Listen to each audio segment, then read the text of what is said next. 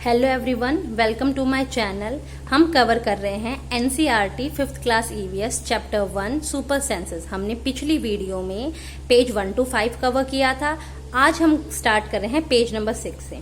Right the name of the bird which has eyes in the front of its head. हमें ऐसे bird का नाम बताना है जिसकी आईज उनके हेड के फ्रंट में होती है, यानी हमारी तरह। इसका आंसर है owl. Write the name of some bird which has eyes on either side of the head. What is the size of their eyes as compared to the size of their head? इस question में हमसे पूछा गया है कि हमें ऐसे birds के नाम बताने हैं जिनकी आईज उनके हेड के ईदर साइड होती है, इट मीन्स दोनों तरफ होती है, और हमें ये भी बताना है कि उनकी आईज का साइज उनके हेड के कंपैरिजन में कैसे होता है, यानी कैसा होता है।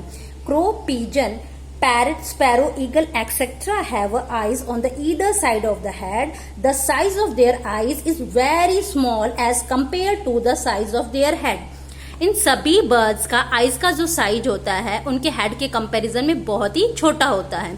Most of the birds have their eyes on the either side of the head. Their eyes can focus on two different things at a time. When they look straight ahead, both their eyes focus on the same object. You must have seen birds moving their neck very often. Do you know why? In most of the birds, eyes are fixed and cannot move, so birds have to turn their heads to see around. Birds की जो eyes होती हैं उनके head के इधर side में होती है, यानी दोनों तरफ होती है, जिसके कारण बर्ड्स एक ही समय में टू डिफरेंट थिंग्स पे फोकस कर सकती हैं, जो कि हम नहीं कर सकते। इसी तरह जैसे हमारी आईज की बॉल का मूवमेंट होता है, कुछ बर्ड्स होते हैं जिनकी आईज की जो बॉल्स होती है उनका मूवमेंट नहीं होती, उनकी आईज फिक्स होती है, जिसके कारण उन्हें अपने आसपास में देखने के लिए अपनी गर्दन का बार बार मूवमेंट करना पड़ता है। आपने देखा होगा, क्रो है, पिजन है, अपनी नेक का मूवमेंट बार बार करता है। क्यों करते हैं? वो अपनी नेक का मूवमेंट बार बार इसलिए करते हैं क्योंकि उनकी आई बॉल फिक्स होती है, उन्हें अपने आसपास देखने के लिए अपनी गर्दन को बार बार घुमाना पड़ता है। अब हमें यहाँ पे एक छोटी सी एक्टिविटी करनी है। हमने क्या करना है, अपनी राइट आई को कवर करना है अपने राइट हैंड से। फिर हमें अपने किसी फ्रेंड से कहना है कि वो हमसे कुछ दूरी पर राइट हैंड साइड पे खड़े हो जाए और कुछ एक्शन करे, जैसे हाथ हिलाए या सर हिलाए।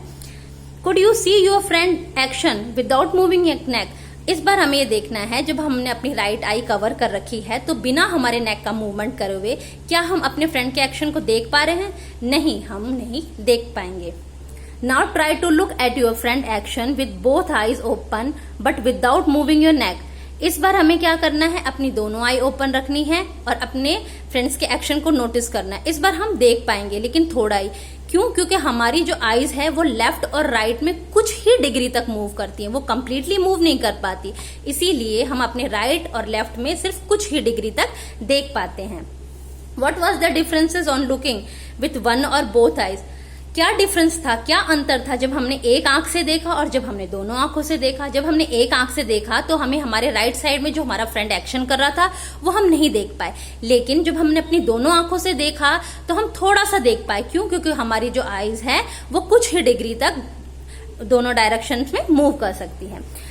इस क्वेश्चन में अब हमें क्या करना है, किसी बॉल को या किसी कॉइन को हमें ऊपर टॉस करना है, यानी हमें उसे ऊपर उछालना है और फिर हमें अपनी दोनों आंखें खोल के उसे कैच करना है। फर्स्ट कंडीशन ये है।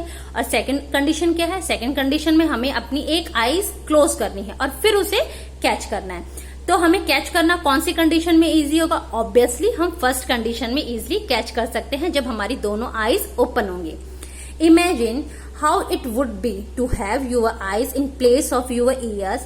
What would you be able to do then which you cannot do now? अगर हमारी आंखें इस पिक्चर की तरह अगर हमारी कानों की जगह हो तो कैसा हो, और ऐसी कौन सी चीजें हैं जो हम अगर हमारी आंखें यहाँ कानों की जगह हो जाए तो वो हम कर सकते हैं। If our eyes on the side of our head, we can see on our left and right without moving our neck. अगर हमारी आंखें हमारी कानों की जगह आ जाएं तो हम लोग अपने राइट और लेफ्ट में देख सकते हैं, और उसके लिए हमें हमारी गर्दन का मूवमेंट करने की जरूरत नहीं है। इट मीन्स हमें हमारी गर्दन को घुमाने की जरूरत नहीं है और हम अपने राइट और लेफ्ट में देख सकते हैं। Some birds like a kite, eagle, vulture can see 4 times as far as we can. कुछ बर्ड्स जैसे काइट्स, ईगल, वॉल्चर है, वो जैसा जहां जितनी दूरी तक हम लोग देख सकते हैं उससे 4 गुना ज्यादा दूरी तक देख सकते हैं. These bird can see things from a distance of 8 meters what we can see from a distance of 2 meters. जो चीज हम 2 मीटर की दूरी से देख सकते हैं, ईगल उसी सेम थिंग्स को 8 मीटर की दूरी से बिल्कुल क्लियरिटी से देख सकती है. Now can you gas from what distance can an eagle in the sky can see a roti on the ground. हमने पहले क्वेश्चन कवर किया, हमने उसमें देखा था कि जब हम ग्राउंड में बैठे थे तो सडनली ईगल आई और हमारे हाथ से रोटी लेके उड़ गई. ईगल को कैसे पता लगा? क्योंकि ईगल है 8 मीटर की दूरी से भी किसी चीज को क्लियरली देख सकती है, इसीलिए उसे 8 मीटर की दूरी से भी पता लग गया कि हमारे हाथ में रोटी है और वो उसे लेके चली गई. Do animal see colours? क्या जानवर भी कलर्स देख सकते हैं क्या? Animal can not see as many colours as we can see. How things in this picture will be seen by some animals. It is believed that animals that we are awake in the daytime can see some colors. Those animals that are awake at night can see things only in black and white color. जितने colours हम देख सकते हैं, क्या जानवर भी वे सारे colours देख सकते हैं? अब हम इस पिक्चर्स में देखते हैं. ये है ह्यूमन बीइंग, ये बर्ड, ये डॉग और ये रैट. अब हमें तो सारे कलर दिखाई दे रहे हैं, लेकिन जैसे हम बर्ड पे आ रहे हैं तो थोड़े से जो कलर्स हैं वो लाइट हो गए. हम डॉग पे आए तो कलर और लाइट हो गए, और जैसे हम रैट पे आए तो रैट के पास तो जस्ट ब्लैक एंड व्हाइट हो गए. इट मीन्स जो जानवर दिन में जगते हैं उन्हें कुछ कुछ कलर दिखाई देते हैं, लेकिन जो जानवर रात को जगते हैं उन्हें केवल ब्लैक एंड व्हाइट चीजें ही दिखती हैं. जानवरों को हमारी तरह कंप्लीटली कलर्स नहीं दिखते, कुछ कुछ कलर दिखते हैं, लेकिन जो रात को जगते हैं उनको सिर्फ ब्लैक एंड और व्हाइट दिखता है, उन्हें कलर्स नहीं दिखते हैं.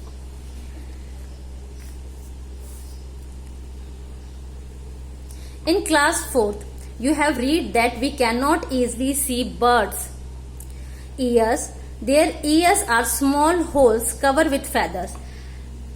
हम जानते हैं कि बर्ड्स के एक्सटर्नल ईयर्स नहीं होते, बर्ड्स के ईयर्स की जगह होल्स होते हैं, और उनके होल्स भी कवर होते हैं उनके फेदर से, जो हमें नहीं दिखाई देते.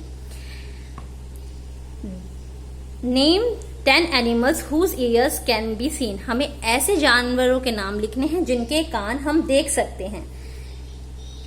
इसका आंसर है lion, rabbit, elephant, giraffe, cow, goat, dog, cat, rat and tiger. The name of some animals whose ear are bigger than our ears. अब हमें कुछ ऐसे जानवरों के नाम बताने हैं जिनके कान हमारे कानों से बड़े हैं. इसका आंसर है elephant, cow, rabbit, buffalo, dog et cetera. Is there some link between the size of the animal ear and the hearing.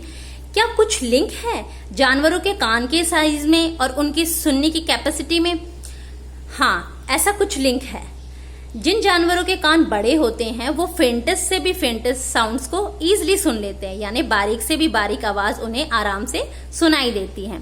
यहाँ पे एक एक्टिविटी दे रखी है. इस एक्टिविटी में हमने अपने कानों के पास ऐसे हाथ लगाने हैं, और ऐसे हाथ लगा के हमने अपने फ्रेंड से कहना है वो कुछ दूरी पे खड़ा होकर सॉफ्टली कुछ बोले. एक कंडीशन ये होगी जब हम अपने कानों के पीछे हाथ लगा के इस तरह रखेंगे, और दूसरी कंडीशन होगी जब हम अपने हाथ डाउन करके सिंपली सुनेंगे. लेकिन दोनों कंडीशन में हमारे फ्रेंड को सॉफ्टली ही बोलना है. अब हमें ये चेक करना है कि हमें कौन सी कंडीशन में अच्छे से सुनाई देता है. इट मीन्स हमें क्लियरली सुनाई देता है. इस एक्टिविटी को परफॉर्म करके इसका आंसर आप मुझे कमेंट बॉक्स में देंगे. Seat near a desk.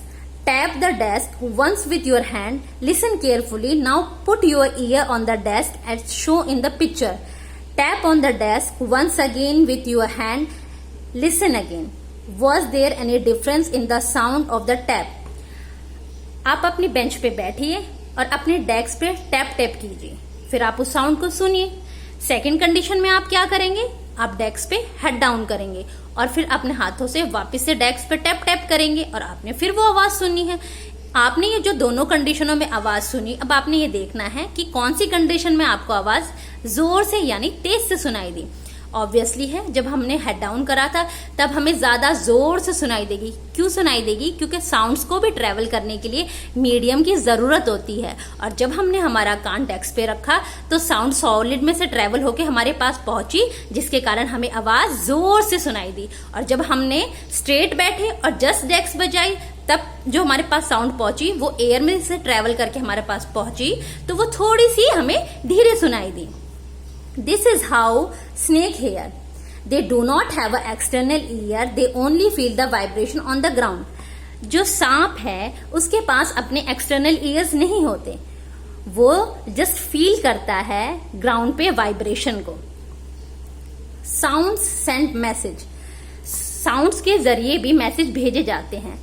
High upon a tree, a langur warns other of the danger like a tiger or a leopard. The langur does this by making a special warning call. जो लंगूर है वो जंगल में बाकी जानवरों को जो danger होता है उसकी अलार्म कॉल कैसे देता है? वो भी साउंड के द्वारा बाकी जानवरों को डेंजर की कॉल्स देता है। जैसे अगर उसे लगे जैसे टाइगर का खतरा है या लेपर्ड का खतरा है बाकी जानवरों को, तो वो सचेत करने के लिए वो कुछ आवाजें करता है और उन्हें वार्न करता है। Birds also give alarm call to warn about the danger. Some bird even have a different sound for a different kind of dangers. For example, there is a different warning call if the enemy is coming from the sky or if the enemy is on the ground. Birds भी हैं, वो भी dangers के against alarm calls कैसे देती है, warns कैसे देती है, उनके साउंड्स अलग अलग है। जब बर्ड्स को लगता है कि उनके लिए डेंजर स्काई से आ रहा है तो वो अलग तरह के साउंड प्रोड्यूस करते हैं। जब उन्हें लगता है कि उनकी एनिमी ग्राउंड में है तो वो अलग तरह के साउंड प्रोड्यूस करते हैं। Fishes gives alarm call by electric signal. Fishes भी हैं, वो कैसे बाकी फिशेस को किसी डेंजर्स के बारे में किस तरह बताती हैं, वो भी अलार्म कॉल्स देती है। कैसे देती है?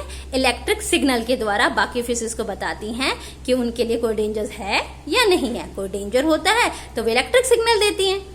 Some animals start behaving in a different way when an earthquake or storm is about to come. People who live in a forest and can observe such behavior of animal come to know of the danger. हम सबसे पहले जानवरों को earthquake आने वाला हो, it means यानी भूकंप आने वाला हो या स्ट्रॉम आने वाला हो, उन्हें हमसे पहले पता लगता है।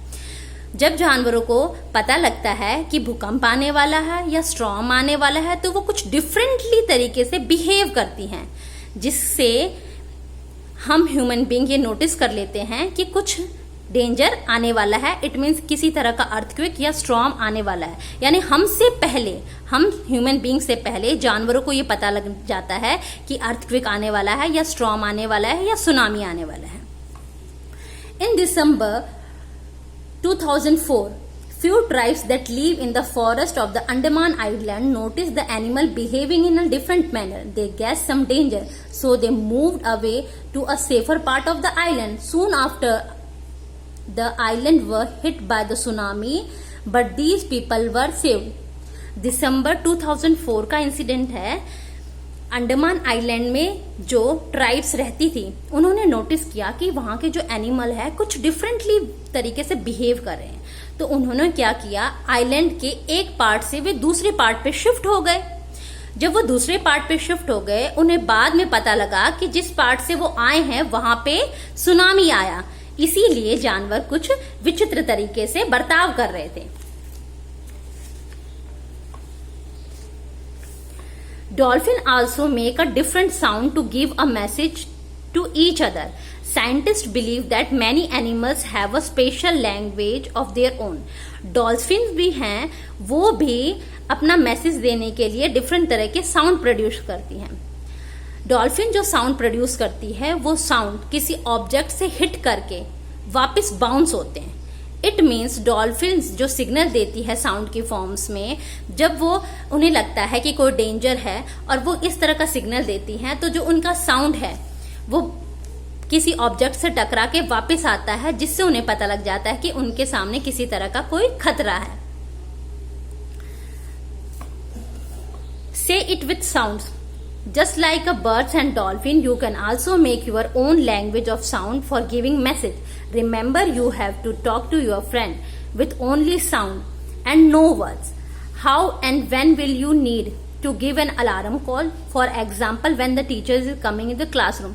जिस तरह से बर्ड्स और डॉल्फिन्स हैं वो अपने मैसेज साउंड फॉर्म में कन्वे करती हैं एक दूसरे तक, इसी तरह हमें भी यानी हम फ्रेंड्स भी आपस में जो हमारी अलार्म्स कॉल्स देते हैं, जब हमें ऐसे पता लगता है कि क्लासरूम में मैम आने वाली है तो हम क्या करते हैं, किसी तरह की साउंड निकालते हैं ना, कि जिससे हमें एक दूसरे फ्रेंड्स को ये पता लग जाए क्लास में मैम आने वाली है और हमें चुपचाप बैठना है.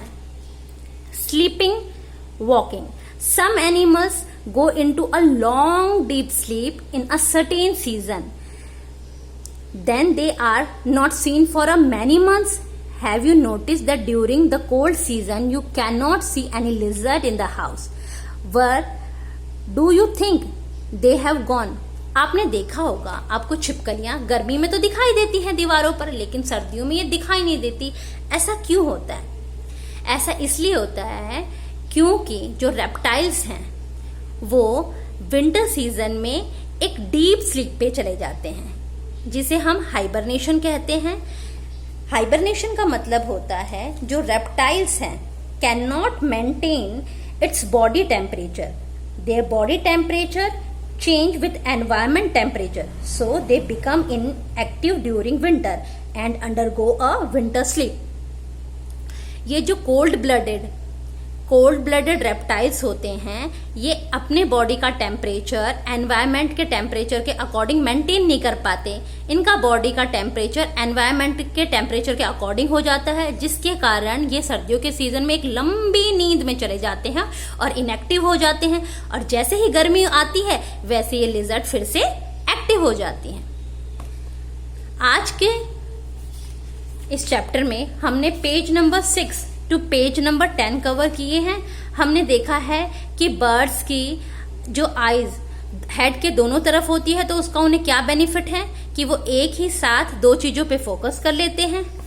फिर हमने देखा कि बर्ड्स को और हमको कलर दिखने में किस तरह का डिफरेंस है. हमें तो सारे कलर्स दिखाई देते, लेकिन बर्ड्स को और एनिमल्स को सारे कलर्स नहीं दिखाई देते. जो जानवर रात को जगते हैं उन्हें सिर्फ ब्लैक एंड व्हाइट दिखता है, और जो जानवर दिन में जगते हैं उन्हें थोड़े बहुत कलर दिखाई देते हैं. फिर हमने पढ़ा कि किस तरह से जो एनिमल्स हैं वो भी अलार्म कॉल्स देते हैं एक दूसरे को किसी डेंजर्स के बारे में जब उन्हें पता चलता है. और हमने पढ़ा हाइबरनेशन के बारे में कि कैसे रेप्टाइल्स जो हैं जो विंटर सीजन में एक डीप स्लीप पर चले जाते हैं. I hope you like the content. If you like the content please like, share, subscribe and don't forget to press bell icon. Thanks for watching my video.